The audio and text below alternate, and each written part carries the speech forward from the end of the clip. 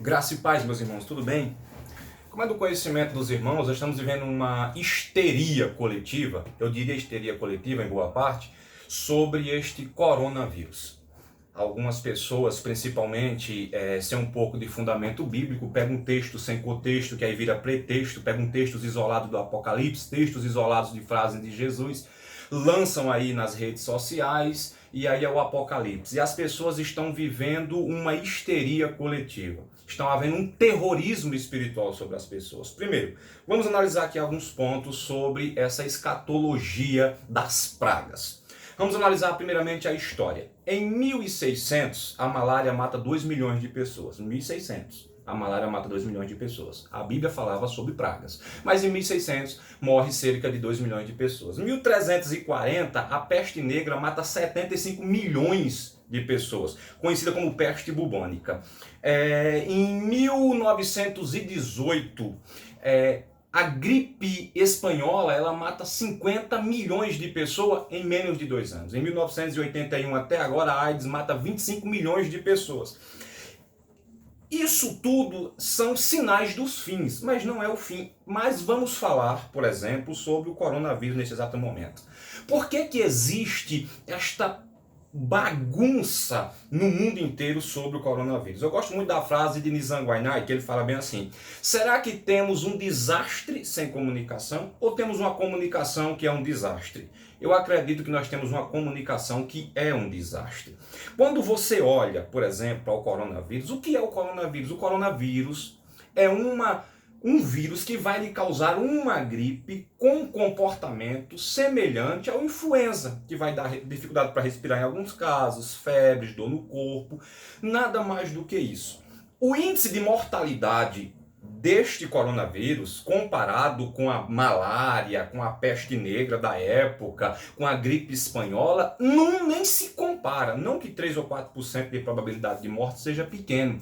Ele chega a 15% com alguém acima de 80 anos. Então não há motivo para pânico. Então por que é que a Itália, o Irã, a Coreia do Sul nos ensina? E por que fechou o Vaticano, fechou o cinema, fechou a escola, não está podendo fazer velório? Por quê?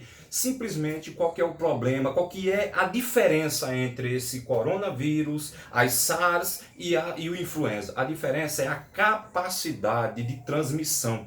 Ele tem uma capacidade muito grande. Baseado na Itália, no Irã e na Coreia do Sul, os cientistas chegaram à seguinte conclusão: quando você tem 50 casos confirmados, a probabilidade dele crescer muito é muito grande. E o que é que isso acontece? Você tem um fator de risco. Esse coronavírus, como qualquer SARS ou qualquer influenza, numa pessoa que tem o seu sistema imunológico debilitado, diabetes, problemas de saúde, tem as doenças de base, ele vai trazer um índice de mortalidade maior. E essas pessoas, elas vão lotar o sistema de saúde, trazendo uma saturação. Então, quando você tem uma propagação muito grande, o sistema de saúde ele quebra, ele não tem condições de receber.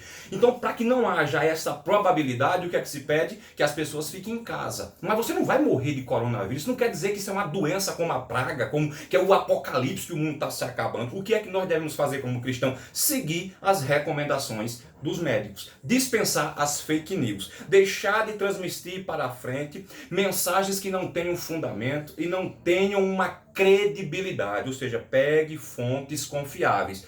Lave as mãos, beba água, evite aglomeração, mantenha a saúde em dias. Não há motivo para pânico, não existe uma teoria da conspiração, não existe nada disso. O único problema deste vírus é que ele se propaga muito rápido. A propagação dele é muito rápida. Então não é o mundo que está se acabando.